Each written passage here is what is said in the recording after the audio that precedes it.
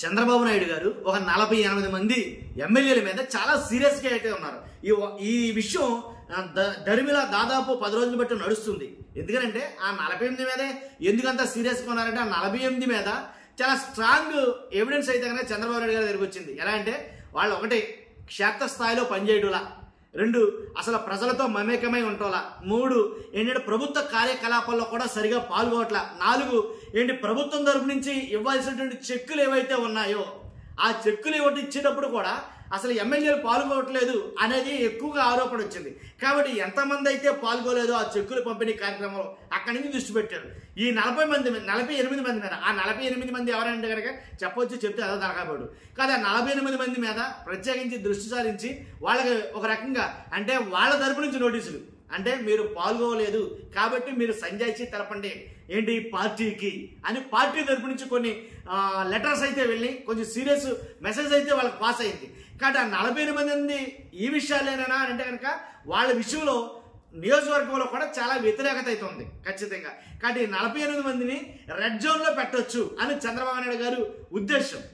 కాబట్టి వాళ్ళ మీద అంత సీరియస్ అవుతారు, వాళ్ళ గురించి బహిరంగంగా కూడా చర్చించడం.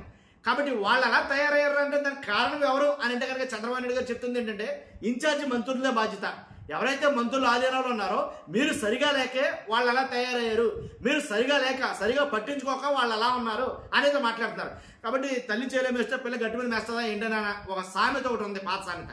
కాబట్టి అంటే అసలు మంత్రులు అడగడానికి వీళ్ళకి కూడా గట్స్ ఉండాలి కదా. నన్ను అడిగితే కనుక చంద్రబాబు నాయుడు గారు సీరియస్ అయ్యారంటే కనుక ఎప్పుడు సీరియస్ అవుతుంది నా మొహం. కానీ 18 నెలల నుంచి చంద్రబాబు నాయుడు గారు సీరియస్ అవుతానే ఉన్నారు ఎమ్మెల్యేల మీద వాళ్ళు చేస్తున్న తప్పుల మీద సీరియస్ అవుతూనే వస్తున్నారు డే బై డే.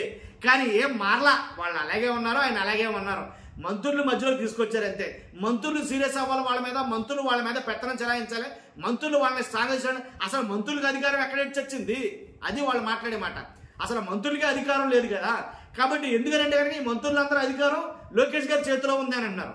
కాబట్టి మంత్రులు అన్న పేరే కానీ వాళ్ళకి సరైన రెస్పాన్సిబిలిటీస్ లేవు. మ్యాక్సిమం అంతా చక్కెర పడేస్తాడు లోకేష్ గారు, మ్యాక్సిమం అంతా ఆయనే చూసుకుంటారు, కర్త కర్మ క్రియ. కాబట్టి మాకు అక్కడ ఉంది ఏదైనా గొడవ అయింది, ఫర్ ఎగ్జాంపుల్ కొలుకుపూడి శ్రీనివాసరావు గారి తిరువురు ఏదైతే ఉందో ఆ గొడవ ఉంది, అది మంత్రికి సంబంధం ఉంది, మంత్రి ఎమ్మెల్యే మాట్లాడుకున్న డిస్కషన్ ద్వారా. కాబట్టి ఇలా ప్రతి దాంట్లో కూడా మంత్రుల ఇన్వాల్వ్మెంట్ తక్కువగా ఉంది, లోకేష్ గారి ఇన్వాల్వ్మెంట్ ఎక్కువగా ఉంది.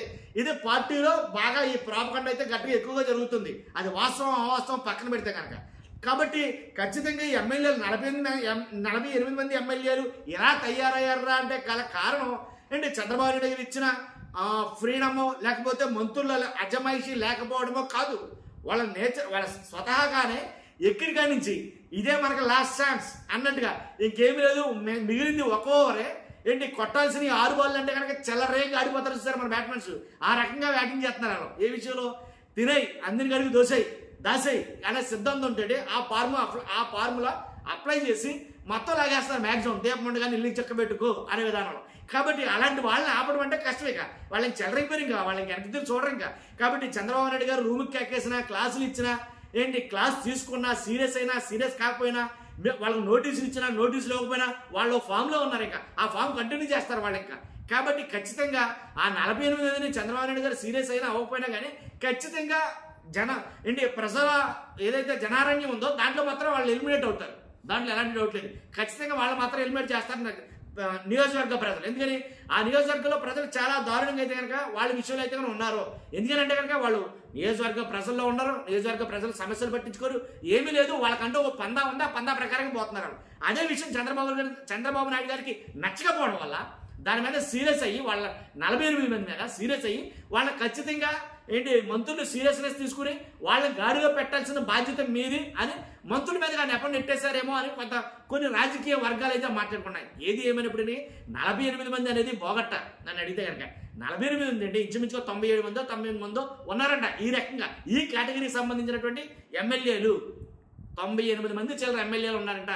వీళ్ళంతా కూడా తీవ్రమైన వ్యతిరేకత మూట కట్టుకున్నారని సర్వేలే చెప్పాయి. మీరు నేను చెప్పడం మంది పెద్ద సర్వేలే చెప్పాయి ఈ మాట.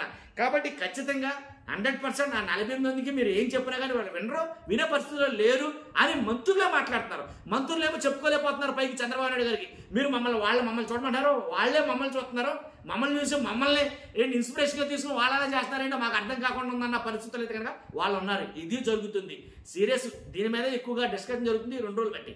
కాబట్టి చూస్తున్న మీరు అందరూ కూడా మీ అభిప్రాయం ఏంటి? మీ ప్రాంతం ఎమ్మెల్యే, మీ నియోజకవర్గం ఎమ్మెల్యే ఎలా ఉన్నాడు, మీ నియోజకవర్గం మంత్రి ఎలా ఉన్నారు, ఖచ్చితంగా కామెంట్ రూపంలో తెలియజేయండి. నాకు కూడా తెలుస్తుంది, అందరూ తెలుసుకుంటారు. ఫస్ట్ అయితే లైక్ చేయండి, కొత్తగా మనం చేస్తే పక్కగా సబ్స్క్రైబ్ చేయండి. Thank you very much.